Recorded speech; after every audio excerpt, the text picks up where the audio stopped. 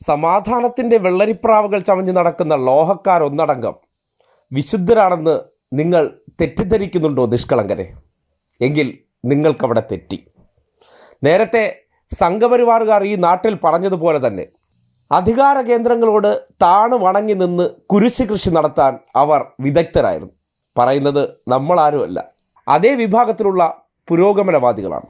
ബ്രിട്ടീഷുകാരുടെ കാലഘട്ടത്തിൽ ഇന്ത്യയിൽ നിന്ന് അവർ പോകരുതെന്ന് ആഗ്രഹിച്ച അതേ ടീം ഇപ്പോൾ സംഘപരിവാറുകാരോടൊപ്പം നിന്ന് കുരിശ് കൃഷിക്ക് കൂടുതൽ സഹായകരമാകുന്ന വിളനിലം ഒരുക്കാൻ പറ്റുമെന്ന് തിരിച്ചറിഞ്ഞുകൊണ്ട് ലോഹയുമണിഞ്ഞ് വിശുദ്ധന്മാരെ പോലെ സംഘപരിവാർ കേന്ദ്രത്തിൽ പോയി മറ്റൊരു മതവിഭാഗത്തെ ഒറ്റിക്കൊടുക്കാൻ കൂട്ടുനിൽക്കുന്നുണ്ടെങ്കിൽ യേശുക്രിസ്തുവിനെ ഒറ്റിക്കൊടുത്ത യൂദാസിന് സമന്മാരാണ് ഇപ്പോഴത്തെ ലോഹക്കാർ എന്ന് പറയേണ്ടി വരികയാണ്.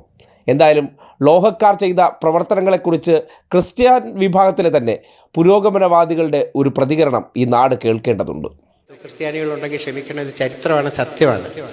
ഇന്ത്യയിലെ പ്രധാനപ്പെട്ട എല്ലാ പട്ടണങ്ങളിലും നിർണായക സ്ഥലങ്ങൾ ഇവർ കൈവശപ്പെടുത്തി ബ്രിട്ടീഷുകാരുടെ ആരെങ്കിലോടു കൂടി.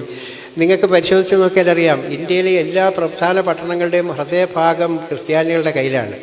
അവരുടെ ഹിന്ദു അല്ലെങ്കിൽ ഈ പറഞ്ഞ ബ്രിട്ടീഷ് പ്രീണന നയത്തിൻ്റെ ഫലമായിട്ട് അവർക്ക് ആ സ്ഥലങ്ങളൊക്കെ പതിച്ചിട്ട് വിദ്യാഭ്യാസ ഇൻസ്റ്റിറ്റ്യൂഷൻസ്, മാർക്കറ്റിംഗ് കോംപ്ലക്സുകൾ ഇതുപോലെ എല്ലാം ഉണ്ടാക്കിയെടുക്കാൻ അവർക്ക് കഴിഞ്ഞു. എന്നിട്ട് ബ്രിട്ടീഷുകാർ പോയില്ല എന്ന് വിചാരിച്ചെങ്കിലും പോയി. സ്വാതന്ത്ര്യ സമര സേനാനികളെ ഒറ്റിക്കൊടുത്ത പാരമ്പര്യമുണ്ട്. ഇന്ത്യൻ സ്വാതന്ത്ര്യ സമരത്തിൽ ക്രിസ്ത്യാനികളുടെ പങ്ക് വളരെ തുച്ഛമാണ്. 10 പേരിലുള്ള എണ്ണാൻ മാത്രമുള്ള നേതാക്കന്മാരും പോലും ഈ സമയത്ത് ഈ ബ്രിട്ടീഷുകാർക്കെതിരായിട്ട് സ്വാതന്ത്ര്യ സമരത്തിൽ പങ്കെടുത്തിരുന്നില്ല. ജോസഫ് മുണ്ടശ്ശേരിയെ പോലെയുള്ള ക്രിസ്ത്യാനി തന്നെ അത് എഴുതിയിട്ടുണ്ട്. ഏതായാലും ടിപ്പുവിനെതിരായിട്ട് ഈ ക്രിസ്ത്യാനികൾ സംഘടിച്ചതിൻ്റെ ഫലം അവർക്കുണ്ടായി. ബ്രിട്ടീഷുകാർ പോയി കഴിഞ്ഞപ്പോൾ വളരെ സമർത്ഥമായിട്ട് അവസരത്തിനൊത്ത് കാലുമാറാൻ വളരെ സമർത്ഥരാണ് ഞങ്ങളുടെ സമൂഹം. അവരുടനെ ഇന്ത്യൻ നാഷണൽ കോൺഗ്രസ്സിലേക്ക് ഇരച്ച് കയറി. പണം ഉണ്ടായിരുന്നു, പണക്കൊഴുപ്പുണ്ടായിരുന്നു, എല്ലാം മേടിച്ചെടുത്തു. 1951 പുതിയ ഭരണഘടനാ കമ്മീഷനിലേക്ക് ക്രിസ്ത്യൻ പ്രതിനിധികളെ വിളിച്ചിരുന്നു. ഇവിടെ നിങ്ങളുടെ സ്റ്റാറ്റസ് എന്തായിരിക്കണം, സ്വാതന്ത്ര്യാനന്തര ഇന്ത്യയിലെ ക്രിസ്ത്യാനികൾക്ക് എന്താണ് വേണ്ടത്, എല്ലാ സമൂഹത്തിനും വിളിച്ചിരുന്നു. ക്രിസ്ത്യാനികൾക്ക് വേണ്ടി രാജ്കുമാരി അമൃത് കൗറും ഒരു ആർച്ച് ബിഷപ്പ് ഡിസൂസയാണ് പോയത്. അവിടെ അന്ന് ഈ രാജ്യത്തെ ഏതാണ്ട് 2.5% ക്രിസ്ത്യാനികളുണ്ടായിരുന്നു. ബ്രിട്ടീഷുകാർ പോയി കഴിഞ്ഞാൽ ഇപ്പോൾ ഗ്രാജുവലി കുറഞ്ഞു 2% താഴെയായിട്ട് മാറി. അതെ, അത്ര നിഷ്കളങ്കരൊന്നുമല്ല, അല്ലെങ്കിൽ വർത്തമാനങ്ങളിൽ പറയുന്ന വിനയമോ സഹിഷ്ണുതയോ ഉള്ളവരല്ല. ഉള്ളാലെ മാറാല പിടിച്ചവരാണ്, ഉള്ളാലെ കൊടും വിഷം പേറുന്നവരാണ്. അവരുടെ സമുദായങ്ങൾക്ക് വേണ്ട ആസ്തി കൂട്ടാനും ഏതു വഴിയാണോ സഞ്ചരിക്കേണ്ടത് അതുവഴി പോകാൻ ഒരു മടിയുമില്ലാത്തവർ. അതിൽ വിശ്വാസം ഒരു പ്രശ്നമേ അല്ല.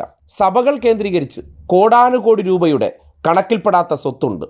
സ്വാഭാവികമായിട്ടും EDയെ ഭയപ്പെടേണ്ടി വരും. അല്ലെങ്കിൽ അവരോട് വഴങ്ങി നിന്നില്ലെങ്കിൽ പല കള്ളക്കളികളും പുറത്തു വരും. സ്വാഭാവികമായിട്ട് എന്ത് ചെയ്യണം? ആ ഭീഷണി നമുക്ക് നേരെ വരുമ്പോൾ നമുക്ക് ലോഹകൾക്കുള്ളിൽ കനമുള്ളതുകൊണ്ട് സ്വാഭാവികമായിട്ടും മുട്ടു വളയ്ക്കേണ്ടി വരും. യേശുക്രിസ്തുവിൻ്റെ ഓർമ്മ പുതുക്കൽ പോലെയല്ല, പലർക്കും പാദസേവ ചെയ്തു കൊടുക്കാൻ ഒരു മടിയുമില്ലാത്തവരായി മാറും. കാര്യം നിലനിൽപ്പിൻ്റെ പ്രശ്നം വന്നാൽ ആരും ഏതു വഴിയും സഞ്ചരിക്കുമല്ലോ. അതുകൊണ്ടാണ് കേരളത്തിലെ ഒരു മതവിഭാഗക്കാരെ സംഘപരിവാർ വേട്ടയാടാൻ ശ്രമിക്കുമ്പോൾ അതിലേക്ക് ഇന്ധനം പകർന്നു കൊടുക്കുന്ന നരാധമൻ മനോഭാവങ്ങളിലേക്ക് കേരളത്തിലെ ഒരു വിഭാഗം ലോഹയിട്ട വിഷജന്തുക്കൾ ഇറങ്ങിപ്പുറപ്പെട്ടിരിക്കുന്നത്. മാനവികതയെക്കുറിച്ചും മാനുഷികതയെക്കുറിച്ചും മനുഷ്യത്വത്തെക്കുറിച്ചൊക്കെ വാചാലരാകുന്ന ഈ കപടന്മാർ ഇവരുടെ കൂട്ടത്തിലുള്ള ഒരു ശിഷ്യൻ തന്നെയാണ് ഒരു കാലത്ത് യേശുക്രിസ്തുവിനെ ഒറ്റുകൊടുത്തതെന്ന് മനസ്സിലാക്കുക. ആ യൂദാസന്മാരുടെ മനോഭാവമുള്ള ഒരു വലിയ വിഭാഗം ഇന്ന് ആ വിഭാഗങ്ങൾക്കിടയിലുണ്ട്. അവരാണ് ഇസ്രയേലിലെ സയനസ് ഭീകരത ഗസയെ ആക്രമിക്കുമ്പോൾ നിരപരാധികളായ മനുഷ്യരെ കൊന്നൊടുക്കുമ്പോൾ അത് കണ്ട് ഊറിച്ചിരിക്കുന്നുണ്ട്, ആനന്ദം കണ്ടെത്തുന്നുണ്ട്. ഇവിടെയും അതേ രീതി നടപ്പാക്കാൻ ശ്രമിക്കുമ്പോൾ നിന്നെപ്പോലെ നിൻ്റെ അയൽക്കാരനെ സ്നേഹിക്കണമെന്ന് നാവാലെ പറയുകയും എന്നാൽ മാനസികമായിട്ട് അയൽക്കാരൻ വേട്ടയാടപ്പെടുമ്പോൾ അത് കണ്ട് ഊറിച്ചിരിക്കുന്ന ക്രൂരതയുടെ മുഖമുള്ള യൂദാസൻ മനോഭാവത്തിലേക്ക് കേരളത്തിലെ ലോഹക്കാരിൽ ചിലർ അധപ്പതിച്ചു എന്ന് നിസ്സംശയം പറയാം. അതുകൊണ്ടാണ് സംഘപരിവാറിനോടൊപ്പം നിന്ന് മറ്റൊരു മതവിഭാഗത്തെ വേട്ടയാടാനും അവരുടെ സ്വത്തുക്കൾ പിടിച്ചെടുക്കാൻ കൂട്ടുനിൽക്കുന്നത്. തിരിച്ച് നാളെ ചർച്ച് ബില്ല് വരുന്ന സന്ദർഭങ്ങളിൽ ഇതെല്ലാം പിടിച്ചെടുക്കുന്ന ഒരു കാലഘട്ടം വരും. അന്ന് കുരിശു കൃഷിക്കാരെ സംരക്ഷിക്കാൻ അല്ലെങ്കിൽ അവർക്ക് വേണ്ടി ശബ്ദമാകാൻ ചിലപ്പോൾ ഇന്ന് വേട്ടയാടുന്നവർ ഉണ്ടാകാത്തൊരവസ്ഥയുണ്ടാകും.